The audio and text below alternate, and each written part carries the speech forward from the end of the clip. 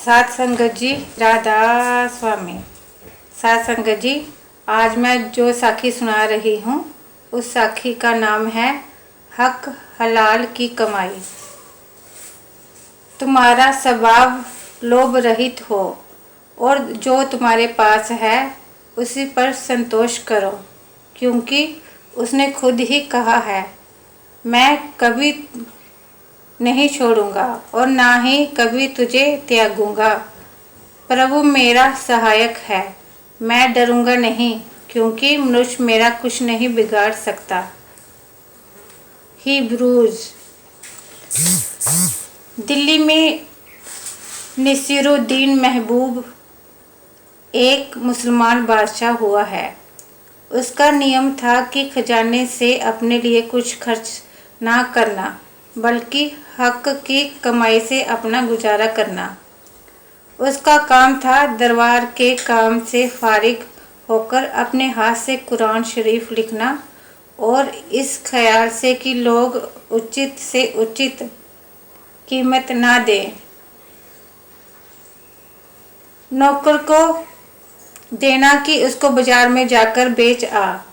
नौकर बेचकर जो पैसे लाता उससे अपना और बीवी बच्चों का गुजारा करता था।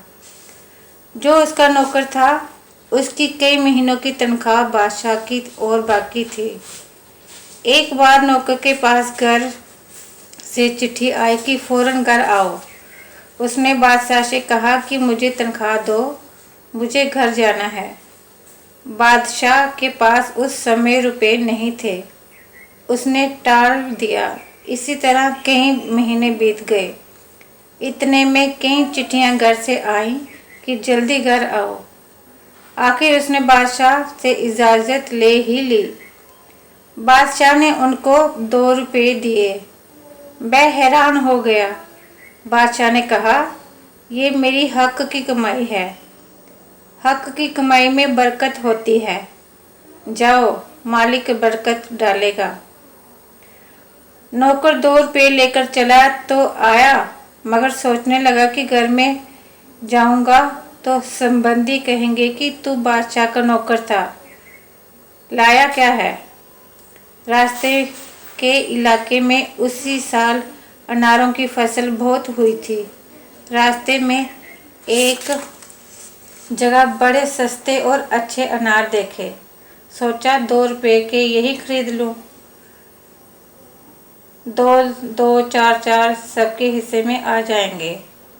ये सोचकर उसने रुपयों के अनार खरीद लिए। अच्छा खासा गट्ठर बन गया। गट्ठर उठाकर घर को चल पड़ा। उसका घर बागड़ देश में था। संजोग से वहाँ की रानी बीमार हो गई। बड़े बड़े वैद्य और हकीम बुलाए गए। उन्होंने कहा कि इसकी जान तो बच सकती है जब इसको अनार का रस दिया जाए। उस इलाके में अनार नहीं होते थे। बादशाह ने ढिंढोरा पिटवा दिया। जो एक अनार लाएगा उसको 1000 रुपया इनाम मिलेगा। इतने में वह नौकर भी वहाँ पहुँचा। ढिंढोरा सुना, पता लगाया तो मालूम हुआ कि बात ठीक है। राज दरबार में गया। बादशाह ने अनार देखे, खुश हो गया। नौकर ने कहा कि जितने चाहो ले लो। बादशाह ने ज़रूरत के मुताबिक ले लिए और 1000 रुपये प्रति अनार के हिसाब से कीमत चुका दी।